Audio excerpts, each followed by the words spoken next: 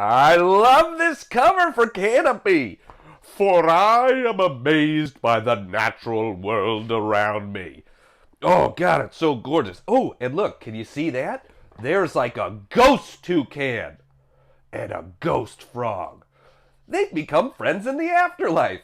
Ghost toucans and ghost frogs love hanging out in animal heaven, you know. So this is a game about growing a rainforest, and it's pretty necessary, right? We need themes like this because we are not growing the rainforest. We are cutting the rainforest down, and so we need games to remind us that, like, oh, this is the right thing to do. This is what we want to be doing.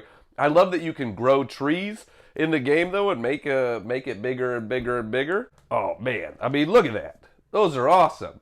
We got toucans, sloths, orange monkeys. That's the official name from here on out is orange monkeys. Yeah, look at that. Bunch of cards. You can grow your rainforest. If you're looking for a solid little two-player game, then this is a good one for you.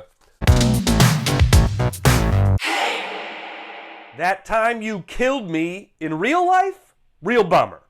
That time you killed me in game form? Pretty fun. I am real excited to get into this one more. This is a two-player only abstract game where there are 3 different boards. And see, look, there are 3 different boards here, and you play over the past, the present, and the future. And see how, like, it's all degrading as we go into the future. That's what we think of the future, huh? It's always bad. The future is always, in any science fiction movie or book, the future is bad. That is what I've learned. Enjoy the present because it's a gift, because the future is not looking good. One of the things I think that Pandasaurus Games did very well is you can play the base version of this game with just these meeples, and you are trying to affect things in all different timelines and beat your opponent. But then you can add in stuff from these boxes. There's extra content. I don't want to give away too much here. I don't want to do spoilers. So I'll just open one of these. But look. Oh, boom. So now there are trees and shrubs and things like that. If you plant a seed in the past, it will become a bush in the present and a tree in the future. So you can try to crush your opponents and things like that. So you can play a very simple basic version of this game with just these, or you can add in extra content. And that's kind of a brilliant way to do it. And I am looking forward to beating anybody I can in both the past, the present, and the future. I cross timelines to kick ass. Yeah. Chronicles of Crime 2400. That's the future. Oh, this is the new game in the Chronicles of Crime series from Lucky Duck Games. And if you don't know about this series, they are detective-style games where you are trying to solve mysteries and cases. And it comes with a companion app, and all the cards have QR codes on them, so you can go talk to different people, go to different places, and this is the future one. And I'm probably more excited about this than any other one, because listen just to the description of it. You once dreamed of fighting crime as a highly trained cyber agent, but it quickly became obvious that the corp you worked for only cared about their bottom line. So you quit and left the privileges of the elite Belcorp forces behind. Now, without your badge and stripped of your cyber implants, you need to solve crimes all on your own. Yes! Vigilante crime fighting! I love being a vigilante! Ooh, look at that. Oh, man. Yeah, they really did a good job with this art and making it feel like future stuff. So, as I was mentioning before, it's the same sort of thing as in past, where all the locations have QR codes so you can go to different people, places, people, that sort of stuff. They have QR codes, so yeah, you can go check out different stuff. Yes! Vigilante! That's what I've always wanted to be. Belgian beers race. Pfft. I'm not falling for that, Grand Gamers Guild. Beers can't race. They're not alive. Huh? How are beers gonna race? They can't even move. They don't have legs. This is a game about racing around to different breweries. And I am a big beer snob myself, and so I like the idea of this game because I like to judge beers and go to different breweries. And this feels like a game where I'm going to be able to... Ooh, look at that. There's a little bottle meeples. Beeples, I like to call them. Bottle beeples. Look, a lot of us, played drinking games in college, and you can't do that anymore when you're in your 30s. Drinking games in your 30s isn't fun. It's a cry for help. And so I like games like this that are about drinking, but they are not drinking games. Oh, this is a big board. Dang, look at that.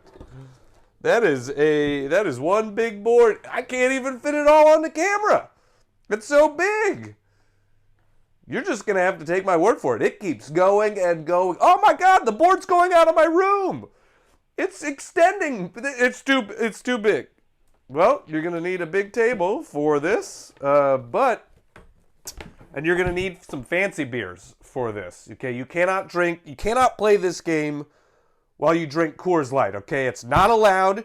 You need a barrel-aged stout or a black lager or an IPA or something like that. Get your act together, get a good beer, and play Belgian Beers Race. Here we have Illimat. Illimat? Oh boy, I don't know how to say that. But you'll notice that it was designed by one of the members of the Decemberists, which is a band, and it makes it intriguing. Look, I like the Decemberists. They got good music, but good music doesn't make a board game. So, I'm intrigued to get into this. This is designed to have a feel of a very old-timey classic game, right? But it's only a game from a few years ago. But if you want to try to convince people that it's an old-timey game, I'm sure you could do that. You could probably do it pretty easily, They used to play this game when they were prospecting for gold in the rush of 49. That's 1849.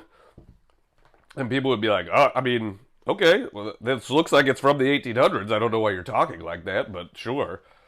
I know there's a lot of people that really, really love this game. I've met multiple people who say this is their favorite game of all time, so I want to check it out for that reason. I literally have met multiple people that have things from this game tattooed on them. That's how much they like it. And, that's a level of fandom that I don't really understand, but that's cool, man. I like, I'm glad you love this game. I'm sorry, I don't care how much I love Champions of Midgard. I'm not gonna get tattooed on my body. But Illimat, tattooed on people's. You're really spreading the word through body art. I like Grandpa Beck's games because they are light and accessible and fun. But just as much as I like their games, I like their packaging. And I cannot wait until I open a Grandpa Beck's package because there's always some crazy goodies inside. All right, let's see what this one is. Ah! Look at that. They gave me candy. This is how you win me over, okay, board game publishers? A game is great, but candy is just as good. And when you combine them, they're unstoppable. Look at that. Oh, I get it. So in this game, this is a game where you're trying to get pairs of cards in different assets, different money types, and all the little goodies that they've included represent different asset types. These are jewels. This is 100 grand. Oh, look at that, a little race car. Squishy, squishy, squishy, squishy. Oh, this represents a piggy bank. Ah! Boy, I don't even apologize to all the people watching this video that annoyed, okay? I'm going to squeak it as much as I want. And then we actually have the game. This is an older game, but they has all new artwork and a new cover and stuff like that. So this is one of my family's favorite small box games to bring around. It's fun and easy, and always gets big table reactions. When somebody can steal a pair, and somebody's like, whoa, and then somebody steals that pair back, and then you're like, whoa, and then somebody steals it again, and you're like, whoa. That's Cover Your Assets.